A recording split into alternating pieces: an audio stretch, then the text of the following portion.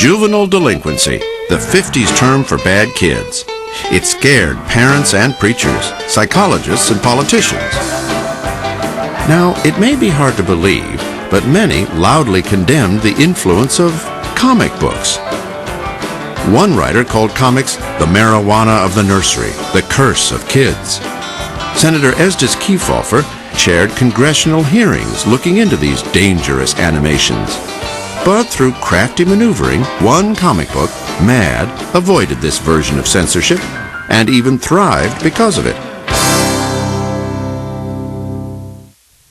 Mad was a brainchild of EC Comics, a company run by Bill Gaines, who had inherited the business from his father in 1947.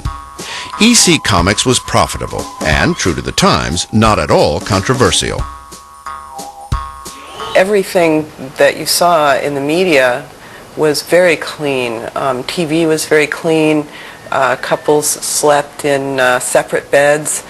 Bill Gaines wanted to go against the grain, create some attitude. So he set about rebuilding his comic book line. First by churning out more provocative comics like science fiction and horror. Then in 1952, Gaines and his young staff came up with the idea to spoof the very genre they produced. They named the new publication Mad. In October, the first issue of Mad, the comic book, appeared. Sales started out slow, but by issue number 4, they hit pay dirt with a spoof entitled Super Duper Man. Success was at hand, until the censors came knocking. Frederick Wortham, the head of mental hygiene at New York's Bellevue Hospital, was so sure comics were dangerous, he wrote a book, Seduction of the Innocent, damning comic books as a bad influence in every single delinquent or disturbed child we studied. Bill Gaines was incredulous. He had made a famous speech and said, "Do we think that the youth of America," I'm paraphrasing of course, "is so stupid that they just see somebody using an axe on someone else, now they're going to run out, get an axe, and then do that." In 1954, Senator Estes Kefauver chaired the hearing before the subcommittee to investigate juvenile delinquency. It was comic melodrama. The first 12 issues of Mad and many EC horror comics were entered into evidence. Gaines volunteered to testify. He was quickly grilled about showing a woman's severed head on the cover of one of EC Comics' crime suspense stories number 22. The senators questioned its tastefulness.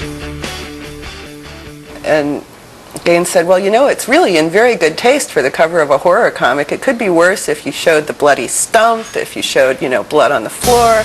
Gaines was tongue-in-cheek, but his answer backfired, and the axe soon fell on the neck of comic book publication. The Senate report condemned the, quote, concentrated diet of crime, horror, and violence found in comic books. But before Congress could step in to censor comics, the leading publishers offered to self-regulate. They formed the Code of the Comics Magazine Association and established strict guidelines. You couldn't show anybody shooting a gun. You couldn't show anybody getting killed. Love comics, you couldn't show kissing. Comics that followed the rules would get a seal of approval. No seal, and distributors wouldn't put them on the stands. As a result, all of Bill Gaines' old horror and crime comics withered. Only Mad managed to eke out a profit. Barely. So, Gaines made a revolutionary and risky decision.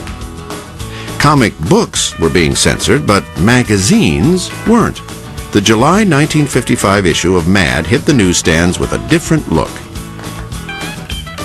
Due to printing concerns, the first issue, printed on a higher grade of paper, was in black and white, 64 pages, and no ads. And this first magazine featured an adopted son that resonated with American youth, a wiseacre, gap-toothed boy who would be named Alfred E. Neuman. I think that Alfred E. Neuman gave Mad an identity. He was a great cover boy because he was always stupider than you were, and he's sort of every person's little brother. Gaines and Alfred said, "What, me worry?" and touched a rebellious nerve in the youth of Father Knows Best America. 45 years later, Alfred E. Newman is still grinning each month from the pages of Mad Magazine. Each election year, the magazine sponsored Alfred E. in a run for the presidency, but that has stopped. We stopped running Alfred in the last few elections because when we got to see who the candidates were, we thought he now has a chance of winning. The joke is over, you know. 11 of the first 12 issues of Mad Comics used as evidence in the 1954 congressional hearings on juvenile delinquency are held in the National Archives in Washington, D.C.